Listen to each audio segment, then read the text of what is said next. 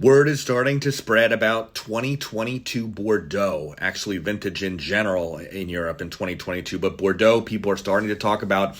Looks like it is, as you can see here from Decanter, a very promising vintage. There's a question about yields in terms of how much will be available, but overall, people are mentioning this in the same breath as 2009 or 2010, even going back to 2000 and 2005 as a potentially historic vintage. And yes, you hear that constantly, it seems like these days. Every vintage is an amazing vintage, but 2022 definitely seems to have a little bit more going for it. I guess we'll have to wait and see. There'll be a lot of great values.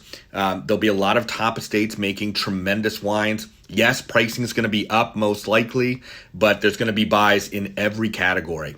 We are going to offer Bordeaux futures through winelibrary.com. So if you're interested, message us below, make a comment or drop a comment, message us, give us your information, tell us you're just interested in general, or if there's particular chateaus you're interested in. And once we get pricing, we will let you know. Looks like an exciting vintage. We're going to find out soon.